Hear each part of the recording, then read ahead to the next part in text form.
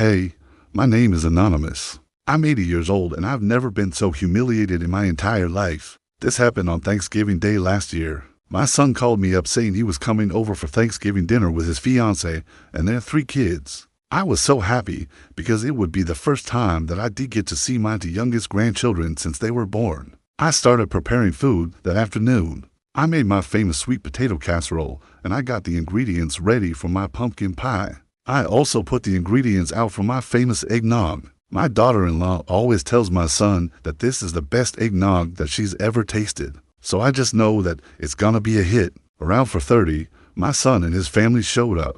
The kids were running around the house and I was so happy to see them. We sat down to dinner and we gave thanks for the food and for each other. And then we dug into the feast. My son ate so much that he even went back for seconds. My daughter-in-law ate so much that she didn't even finish her plate of food. And then my grandson told me that he was so full that he didn't want any pie. So I just figured that they must not be hungry anymore. I had enough food for everyone, so I wasn't worried. After everyone left, I went to check on my pie. It was then that I noticed that someone had taken a huge slice of pie and they had eaten it all. I was so upset.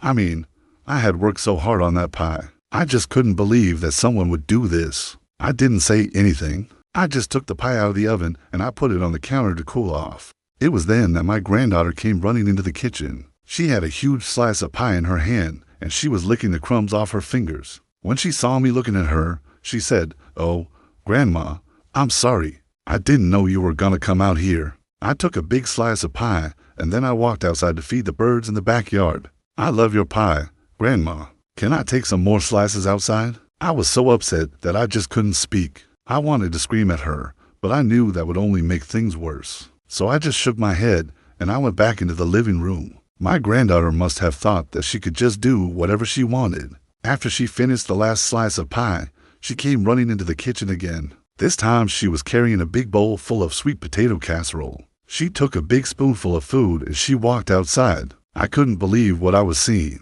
I had put so much work into that casserole. I just wanted to cry. I decided to go check on my pies. Maybe I could salvage one of them. I pulled one of the pies out of the oven and I cut it up.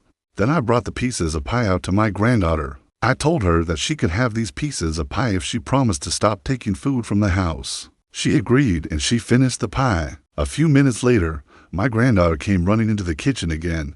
She was crying. She said, "Grandma, I'm sorry. I took all of the food outside to feed the birds and the animals. I'm sorry. I won't do it again." I was so upset. I just couldn't believe that she would do this. I had spent all day cooking and baking, and then she just took all of the food outside and she just threw it away. I didn't say anything. I just gave her a piece of pie and I told her to sit down. She sat down and she started eating the pie. And then she looked up at me and she said, "You know what, Grandma? You should have just given me some cash. I would have used it to buy food for the birds and the animals." I couldn't believe what I was hearing.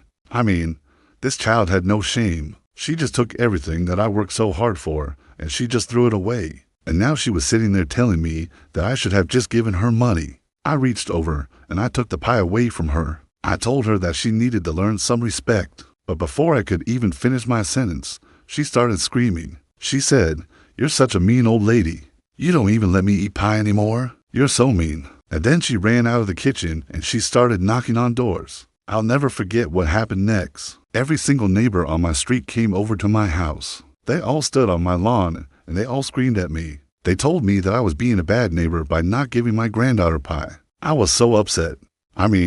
What did I do to deserve this? In the end, I had to give my granddaughter $100. If I hadn't done that, she would have kept screaming, and then I would have been in trouble. I'll never forget the look on my son's face when he saw me handing my granddaughter the money. He was so ashamed. He should have taught his daughter some manners before he brought her to my house. Well, I hope you enjoyed my story. I certainly enjoyed sharing it with you.